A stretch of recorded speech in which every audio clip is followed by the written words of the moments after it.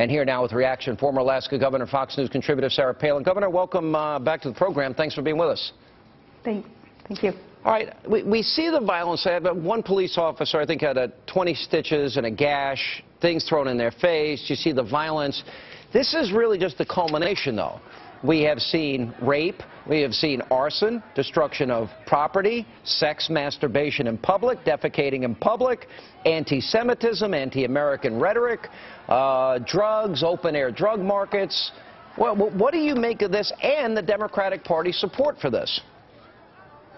It is amazing that President Obama, Vice President Biden, and former Speaker Pelosi, along with many other Democrats, have actually embraced this movement and actually, patted these folks on their back as they've engaged in these really atrocious activities. I think it speaks to what part of that mission is on the left, and that is disruption, it's distraction, it's very misguided, and these are folks who are ill-informed, not understanding really who and what it is that they should be protesting. If they truly want free men and free markets in this country, then they should be, making their voices known at 1600 Pennsylvania Avenue and letting Barack Obama know that they disagree with the crony capitalism that he has been so engaged in and allowed to perpetuate.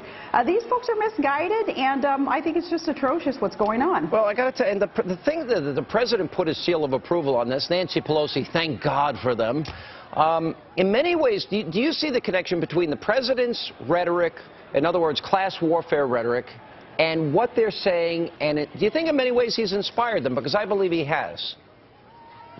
Well, he has, and this is perhaps what Barack Obama still is not understanding, that office of the presidency, he has power within his words, and what he speaks and what he chooses to embrace and engage in is quite powerful and quite affecting on our culture.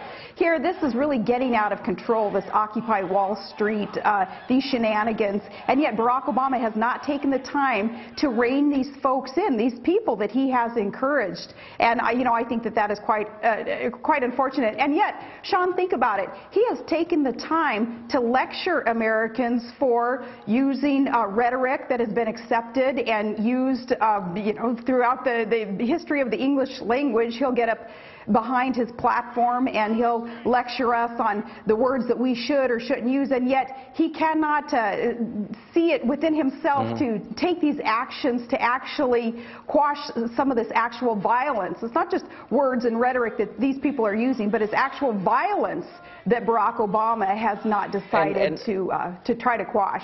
Maxine Waters, who told the Tea Party and conservatives that they're, could go straight to hell, actually said, well, this is life. This is what happens. Now, the left was looking so hard for the Tea Party movement to do or to say something that they thought crossed a line. They didn't find it for the most part.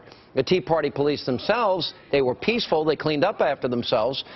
And yet all these examples, and still they're backing them. Nobody has the courage, the moral courage to stand up and say, you know what, this movement's gotten out of control. The violence has got to stop. The rhetoric, the anti-Semitism, the anti-Americanism that is expressed has got to stop.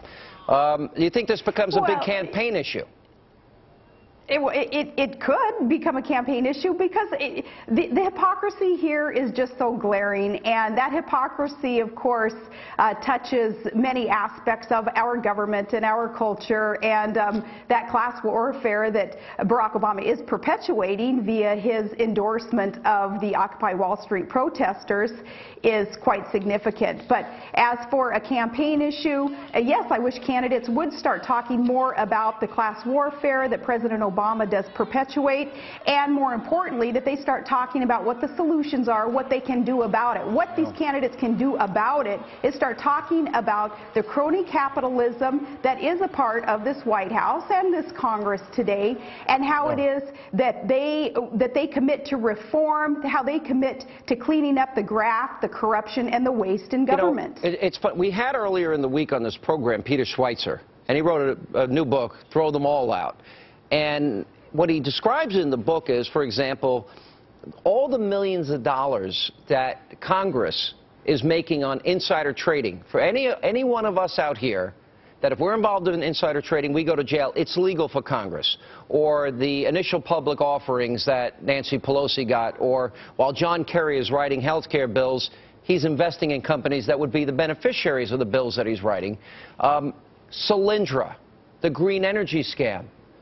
Why aren't these very same people that are against crony capitalism, against the billions of dollars that these guys are wasting and then the millions they're making for themselves? Well, where's the anger against them?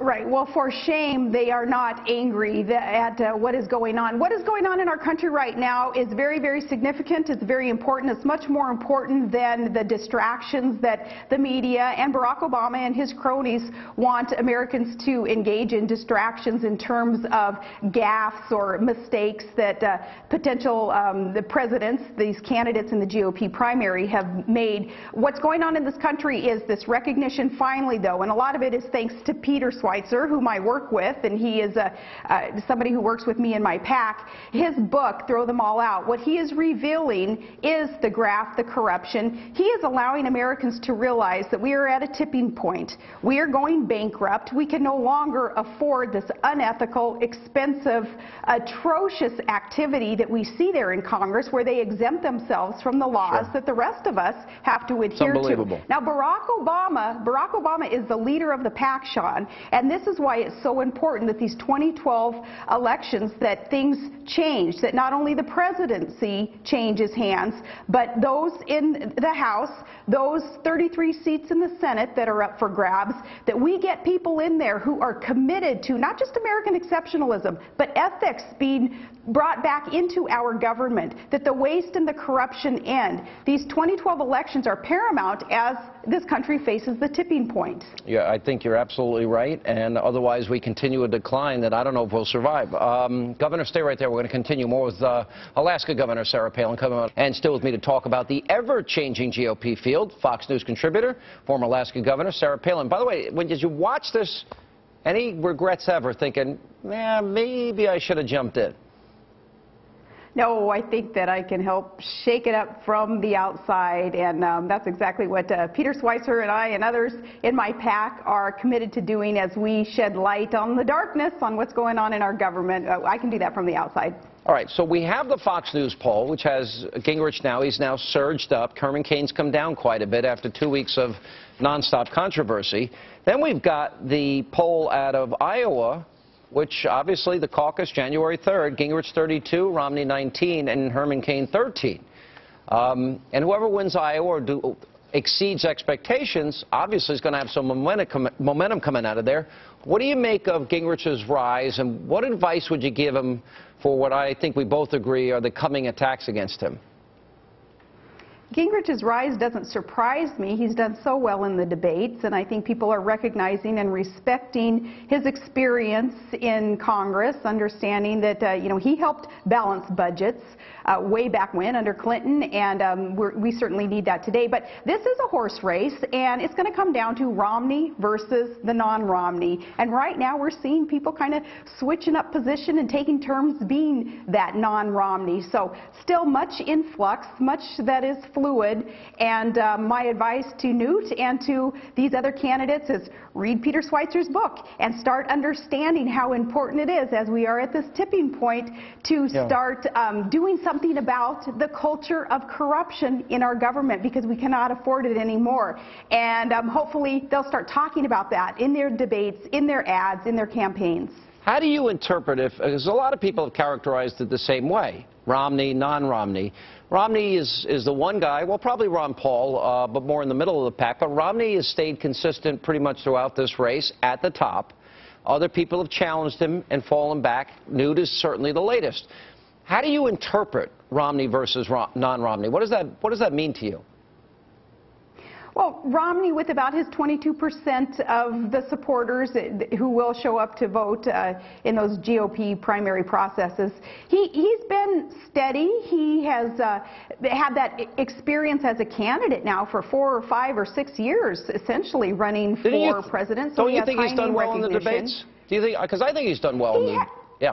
He has done well in the debates, and he has even been able to explain somewhat some of his, what is, in layman's terms, flip-flops, how he chose to take one position as the governor years ago and now has kind of shifted gears and flip-flopped on some of these positions. He's been able to explain some of those. So in those terms, he has done well in the debates. But, you know, people, I don't think that voters have made up their minds yet. They want to know that we have a real go-getter, somebody who really will understand what it's going to take to defeat Barack Obama and his $1 billion in a campaign war chest. That's going to be vicious. His 90% of the lamestream media who will be on his side.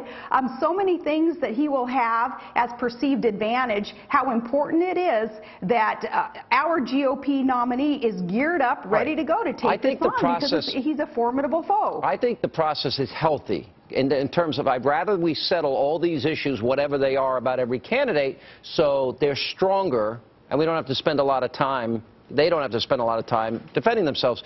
Is there anyone that you see you're leaning towards endorsing? Could you support Romney, or, to use your words, non-Romney, or somebody else?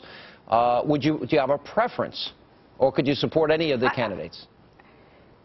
I don't have a preference yet, but Sean, it is very important, yes, this process of vetting. We learned our lesson when Barack Obama was not vetted, and now we have a president with basically an invisible past. We don't understand what his foundation is and why he leads us in the direction towards bankruptcy that he is leading us, based on being not vetted and not a known commodity when he was elected. So we learned our lesson there. Very important, this vetting process. However, we cannot allow ourselves to be distracted with what the media and Obama's cronies in the media want us to be distracted by. Semantics and gaffes based on, say, Kane taking too long, pausing too long before he answers a question or whatever. All those little things that are part of maybe the idiosyncrasies of somebody's character as they're running for office, those are distractions. We need to concentrate on what's really important. No, listen, if anyone can get away in 3 times in one speech saying Navy corpsman, I think anything's forgivable. Because the president said it 3 times in a speech.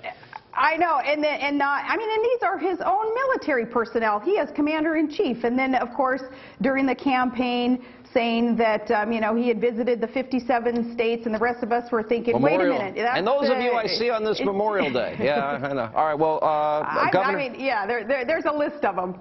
All right, Governor, it's great to see you again. Thank you so much for being with us. Thank you.